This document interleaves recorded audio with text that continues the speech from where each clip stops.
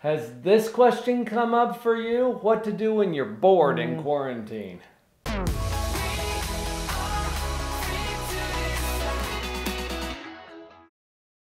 This first one is going to seem a little paradoxical. I'll give you that warning. Vicky thinks a lot of what I do is paradoxical. When we're bored, the temptation is to think that we need to go do something. Right. Right? That's kind of what the compelling urge or feeling is. So I'm going to suggest here that maybe we get to just slow down a little. Just back up from it, do a little meditation, which is where we get to calm the brain and the mind and just exist. Be present. Be fully present. Start to notice things that you didn't notice before. Just push off the urge for a moment to do something. And we'll get to that, okay? Because probably you're right. You do need to go do something. But push that off long enough for you to just simply be present. And this is a powerful practice that can allow you to be more conscious of what's actually going around, and it will give you some additional ideas. Sometimes being bored means that you are uncomfortable going down the thought process that you're going. You feel like there's got to be something physical change or something. So sometimes being bored means just be okay with thinking through the things that you're thinking. Or not thinking. Yeah. Which is a skill. Yeah, Really. guys are better at it than girls.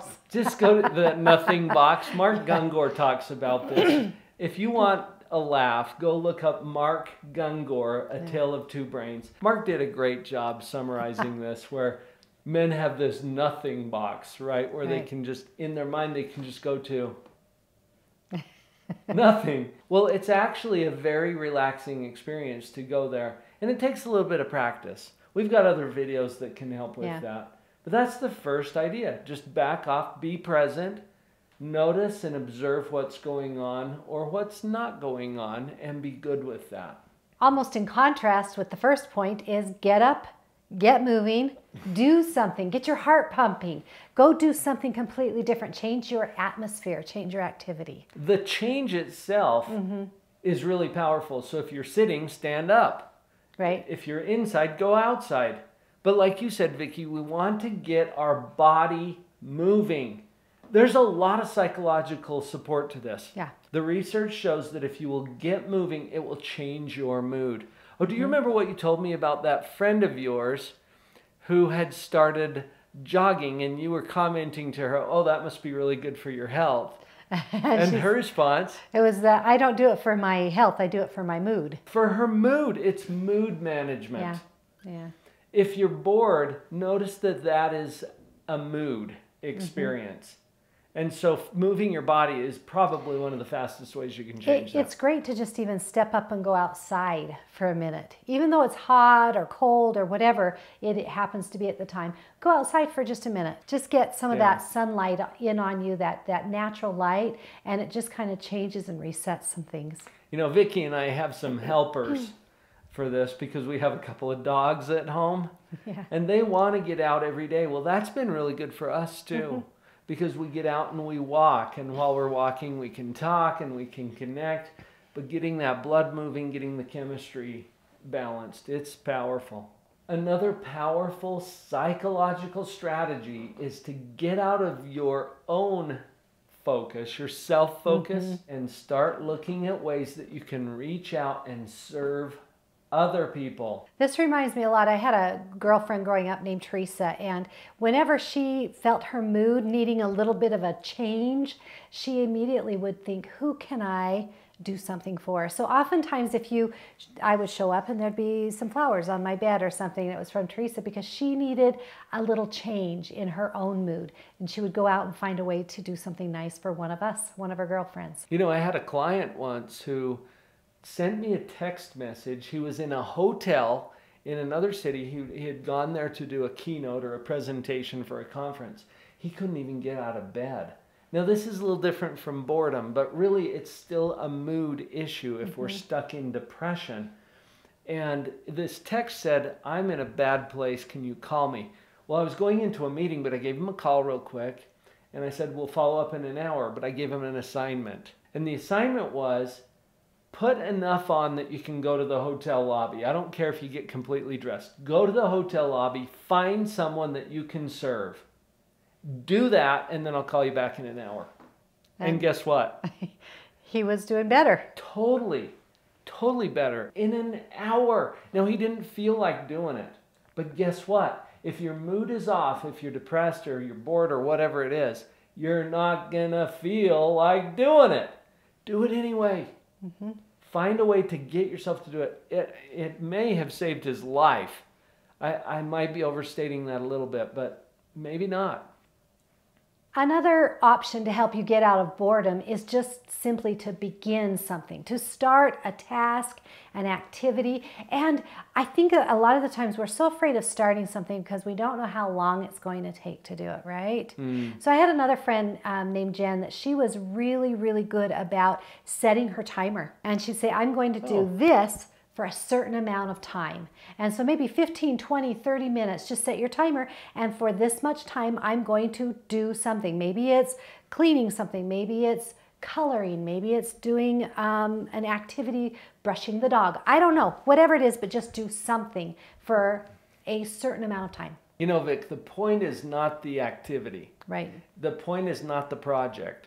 The point is get yourself moving in some kind of a productive direction. And starting something is a great way for you to feel like you've got some kind of purpose. I like what you said about don't get overwhelmed with thoughts of, how am I going to finish this? But you know what? That's another point we could make. What if you were to finish something? Yeah. You know all those projects you've got started? You have a few, don't you? I can think of several things that if I just took a half hour, I could finish this project, or I could finish that, or I could finish that. So right, or even if you can't finish it, what if you were to do the next physical step? And I like what Jan suggested, that set a timer. Mm-hmm. We've got some projects, don't we? Lots of them. There's a particular room in our basement. You know the one I'm talking about? Yeah, you got one too. And we've been telling ourselves we need to do that. Well, we make our best progress when we set a timer. So we're just going to go and spend 45 minutes down there. And you know what? It feels good because it's productive activity towards some legitimate end. Mm-hmm. But even if you can't finish it, you might be able to calendar what's going to be required to finish it and start taking those systematic steps toward doing it. So part of finishing or starting a project can be even the planning portion. Right. That's a legitimate part of doing a project. Mm-hmm. In fact, how can you do it without planning? Mm-hmm. So it's a legitimate next step. Here's another strategy that I like because it adds meaning to our life. And that is journaling. I used to be really good at this. In fact, until I got married to you.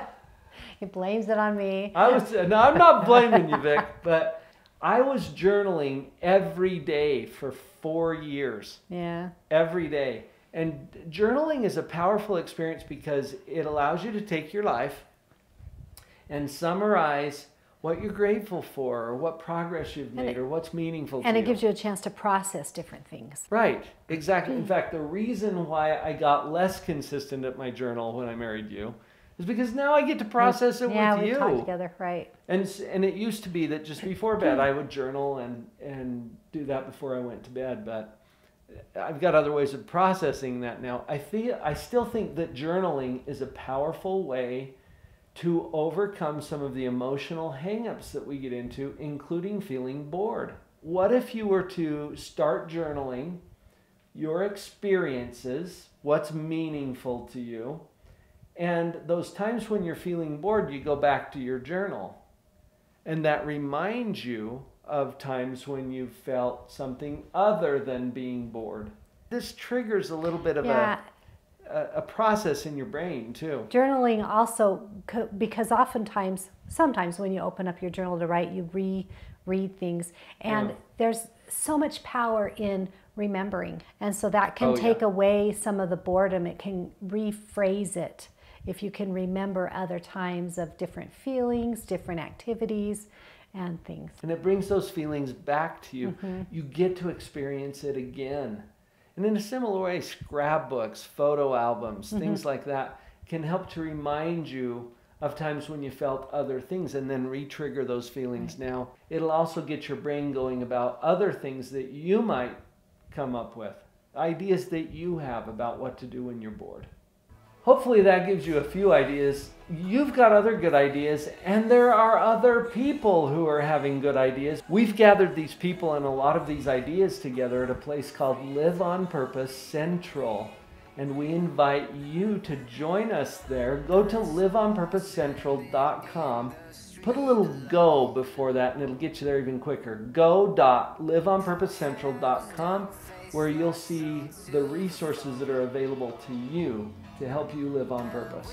I had a number so I could be colored.